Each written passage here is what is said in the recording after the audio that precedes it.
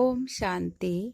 15 अप्रैल 2024 बाबा के साकार महावाक्य। मुरली का सार। मीठे बच्चे, यह संगम युग उत्तम से उत्तम बनने का युग है। इसमें ही तुम्हें पतित से पावन बन पावन दुनिया बनानी है। प्रश्न: अंतिम दर्दनाक सीन को देखने के लिए मजबूती किस आधार पर आएगी? उत्तर: शरीर का भान निकालते जाओ। अंतिम सीन बहुत कड़ी है। बाप बच्चों को मजबूत बनाने के लिए अशरीरी बनने का इशारा देते हैं। जैसे बाप इस शरीर से अलग हो तुम्हें सिखलाते हैं, ऐसे तुम बच्चे भी अपने को शरीर से अलग समझो। अशरीरी बनने का अभ्यास करो। बुद्धि में रहे कि अब घर जाना है। ओम शांति। मीठे मीठे रूहानी बच्चे हैं तो जिस्म के साथ, बाप भी अभी जिस्म के साथ है। इस घोड़े व गाड़ी पर सवार है और बच्चों को क्या सिखलाते हैं? जीते जी मरना कैसे होता है और कोई यह सिखला न सके सिवाय बाप के। बाप का परिचय सब बच्चों को मिला है। वह ज्ञान सागर पतित पावन है। ज्ञान से ही तुम पतित से पावन बनते हो और पावन दुनिया भी बनानी है। इस पतित दुनिया का ड्रामा प्लान अनुसार विनाश होना है। सिर्फ जो बाप को पहचानते हैं और ब्राह्मण भी बनते हैं, वही फिर पावन दुनिया में आकर राज्य करते हैं। पवित्र बनने के लिए ब्राह्मण भी जरूर बनना है। यह संगम युग है ही पुरुषोत्तम अर्थात उत्तम ते उत्तम पुरुष बनने का युग। कहेंगे उत्तम तो बहुत साधु संत महात्मा वजीर अमीर प्रेसिडेंट आदि हैं, परंतु नहीं, यह तो कलयुगी भ्रष्टाचारी दुनिया पुरानी दुनिया है। पतित दुनिया में पावन एक भी नहीं। अभी तुम संगम युगी बनते हो। वो लोग पतित पावनी पानी को समझते हैं। सिर्फ गंगा नहीं, जो भी नदियां हैं, जहाँ भी पानी देखते हैं, समझते हैं पानी पावन करने वाला है। यह बुद्धि में बैठा हुआ है। कोई कहाँ जाते हैं, मतलब पानी में स्नान करने जाते हैं, परंतु पानी से तो कोई पावन हो न सके। अगर पानी में स्नान करने से पावन हो जाते, फिर तो इस समय सारी सृष्टि पावन होती। इतने सब पावन दुनिया में होने चाहिए। यह तो पुरानी रस्म चली आती है। सागर में भी सारा किचड़ा आदि जाकर पड़ता है, फिर वह पावन कैसे बनाएंगे? पावन तो बनना है आत्मा को। इसके लिए तो परम पिता चाहिए जो आत्माओं को पावन बनाए। तो तुमको समझाना है, पावन होते ही सतयुग में है, पतित होते हैं कलयुग में। अभी तुम संगम युग पर हो। पतित से पावन होने के लिए पुरुषार्थ कर रहे हो। तुम जानते हो हम शूद्र वर्ण के थे, अब ब्राह्मण वर्ण के बने हैं। शिव बाबा प्रजापिता ब्रह्मा द्वारा बनाते हैं। हम हैं सच्चे सच्चे मुख वंशावली ब्राह्मण, वह है कुख वंशावली। प्रजापिता तो प्रजा सारी हो गई।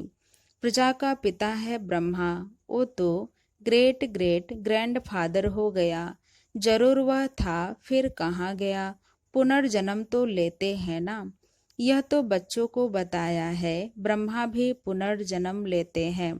ब्रह्मा और सरस्वती माँ और बाप, वही फिर महाराजा महारानी लक्ष्मी नारायण बनते हैं, जिसको विष्णु कहा जाता है। वही फिर 84 जन्मों के बाद आकर ब्रह्मा सरस्वती बनते हैं। यह राज तो समझाया है। कहते भी हैं जगदम्बा तो सारे जगत की माँ हो गई। लौकिक माँ तो हर एक की अपने अपने घर में बैठी है, परंतु जगदम्बा को कोई जानते ही नहीं। ऐसे ही अंधश्रद्धा से कह देते हैं, जानते कोई को भी नहीं। जिसकी पूजा करते हैं उनकी ऑक्यूपेशन को नहीं जानते। अभी तुम बच्चे जानते हो, रचयिता है ऊंचे ते ऊंच। यह उल्टा झाड़ है, इनका बीज रूप ऊपर में है। बाप को ऊपर से नीचे आना पड़े तुमको पावन बनाने। तुम बच्चे जानते हो, बाबा आया हुआ है हमको इस सृष्टि के आदि मध्य अंत का ज्ञान देकर फिर उस नई सृष्टि का चक्रवर्ती राजा रानी बनाते हैं। इस चक्र के राज को दुनिया में तुम्हारे सिवाय और कोई नहीं जानते हैं। बाप कहते हैं फिर 5000 वर्ष बाद आकर तुमको सुनाऊंगा। यह ड्रामा बना बनाया है। ड्रामा के क्रिएटर, डायरेक्टर, मुख्य एक्टर्स और ड्रामा के आदि मध्य अंत को न जाने तो उनको बेअक्ल कहेंगे ना। बाप कहते हैं 5000 वर्ष पहले भी हमने तुमको समझाया था, तुमको अपना परिचय दिया था जैसे अब दे रहे हैं। तुमको पवित्र भी बनाया था जैसे अब बना रहा हूँ। अपने को आत्मा समझ बाप को याद करो, वही सर्वशक्तिमान पतित पावन है। गायन भी है अंत काल जो फलाना सिमरे, वल वल अर्थात घड़ी घड़ी ऐसी योनि में जाए। अब इस समय तुम जन्म लेते तो हो, परंतु सूकर कुकर कुत्ते बिल्ली नहीं बनते हो। अभी बेहद का बाप आया हुआ है। कहते हैं मैं तुम सभी आत्माओं का बाप हूँ। यह सब काम चिता पर बैठ काले हो गए हैं। इन्हीं को फिर ज्ञान चिता पर चढ़ाना है। तुम अब ज्ञान चिता पर चढ़े हो। ज्ञान चिता पर चढ़ फिर विकारों में जा न सके। प्रतिज्ञा करते हैं हम पवित्र रहेंगे। बाबा कोई वह राखी नहीं बंधवाते हैं। यह तो भक्ति मार्ग का रिवाज चला आता है। वास्तव में यह है इस समय की बात। तुम समझते हो पवित्र बनने बिगर पावन दुनिया का मालिक कैसे बनेंगे। फिर भी पक्का कराने के लिए बच्चों से प्रतिज्ञा कराई जाती है। कोई ब्लड से लिख कर देते हैं, कोई कैसे लिखते हैं। बाबा आप आए हैं, हम आपसे वर्षा जरूर लेंगे। निराकार साकार में आते हैं ना। जैसे बाप परमधाम से उतरते हैं वैसे तुम आत्माएं भी उतरती हो, ऊपर से नीचे आती हो पार्ट बजाने। यह तुम समझते हो यह सुख और दुख का खेल है। आधा कल्प सुख आधा कल्प दुख है। बाप समझाते हैं 3/4 से भी तुम जास्ती सुख भोगते हो। आधा कल्प के बाद भी तुम धनवान थे। कितने बड़े मंदिर आदि बनवाते हैं। दुख तो पीछे होता है जब बिल्कुल तमो प्रधान भक्ति बन जाती है। बाप ने समझाया है तुम पहले पहले अव्यभिचारी भक्त थे, सिर्फ एक की भक्ति करते थे। जो बाप तुमको देवता बनाते हैं, सुख धाम में ले जाते हैं, उनकी ही तुम पूजा करते थे। फिर बाद में व्यभिचारी भक्ति शुरू होती है। पहले एक की पूजा फिर देवताओं की पूजा करते थे। अभी तो 5 भूतों के बने हुए शरीरों की पूजा करते हैं। चैतन्य की भी तो जड़ की भी पूजा करते हैं। 5 तत्वों के बने हुए शरीर को देवताओं से भी ऊंच समझते हैं। देवताओं को तो सिर्फ ब्राह्मण हाथ लगाते हैं। तुम्हारे तो ढेर के ढेर गुरु लोग हैं। यह बाप बैठ बताते हैं। यह दादा भी कहते हैं हमने भी सब कुछ किया। भिन्न भिन्न हठयोग आदि, कान नाक मोड़ना आदि सब कुछ किया। आखिर सब कुछ छोड़ देना पड़े। वह धंधा करे या यह धंधा करे। पिन की सुस्ती आती रहती थी, तंग हो जाता था। प्राणायाम आदि सीखने में बड़ी तकलीफ होती है। आधा कल्प भक्ति मार्ग में थे, अभी मालूम पड़ता है। बाप बिल्कुल एक्यूरेट बताते हैं। वह कहते हैं भक्ति परंपरा से चली आती है। अब सतयुग में भक्ति कहाँ से आई? मनुष्य बिल्कुल समझते नहीं, मूढ़ बुद्धि है ना। सतयुग में तो वैसे नहीं कहेंगे। बाप कहते हैं मैं हर 5000 वर्ष बाद आता हूँ। शरीर भी उनका लेता हूँ जो अपने जन्मों को नहीं जानते हैं। यही नंबर 1 जो सुंदर था वही अब श्याम बन गया है। आत्मा भिन्न भिन्न शरीर धारण करती है। तो बाप कहते हैं जिसमें मैं प्रवेश करता हूँ उसमें अभी बैठा हूँ। क्या सिखलाने? जीते जी मरना। इस दुनिया से तो मरना है ना। अभी तुमको पवित्र होकर मरना है। मेरा पार्ट ही पावन बनाने का है। तुम भारतवासी बुलाते ही हो हे पतित पावन, और कोई ऐसे नहीं कहते हे लिबरेटर। दुख की दुनिया से छुड़ाने के लिए आओ। सब मुक्ति धाम में जाने के लिए ही मेहनत करते हैं। तुम बच्चे फिर पुरुषार्थ करते हो सुख धाम के लिए, वह है प्रवृत्ति मार्ग वालों के लिए। तुम जानते हो हम प्रवृत्ति मार्ग वाले पवित्र थे, फिर अपवित्र बने। प्रवृत्ति मार्ग वालों का काम निवृत्ति मार्ग वाले कर न सके। यज्ञ तप दान आदि सब प्रवृत्ति मार्ग वाले करते हैं। तुम अभी फील करते हो कि अभी हम सबको जानते हैं। शिव बाबा हम सबको घर बैठे पढ़ा रहे हैं। बेहद का बाप बेहद का सुख देने वाला है। उनसे तुम बहुत समय के बाद मिलते हो तो प्रेम के आंसू आते हैं। बाबा कहने से ही रोमांच खड़े हो जाते हैं। ओहो, बाबा आया है हम बच्चों की सर्विस में। बाबा हमको इस पढ़ाई से गुलगुल बनाकर ले जाते हैं। इस गंदी छीछी दुनिया से हमको ले जाएंगे अपने साथ। भक्ति मार्ग में तुम्हारी आत्मा कहती थी, बाबा आप आएंगे तो हम वारे जाएंगे, हम आपके ही बनेंगे, दूसरा कोई नहीं।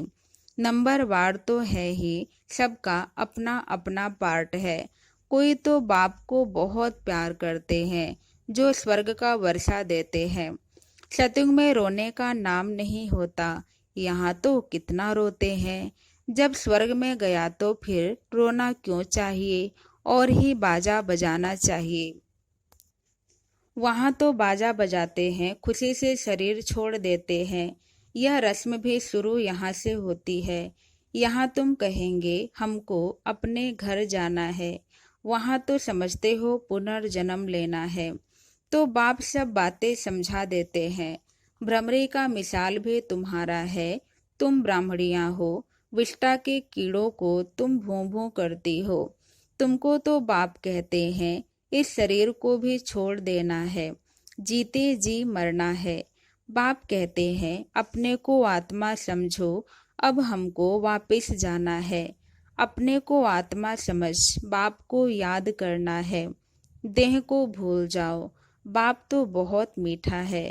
कहते हैं मैं तुम बच्चों को विश्व का मालिक बनाने आया हूँ। अब शांति धाम और सुख धाम को याद करो, अल्फ और बे। यह है दुख धाम। शांति धाम हम आत्माओं का घर है। हमने पार्ट बजाया, अब हमें घर जाना है।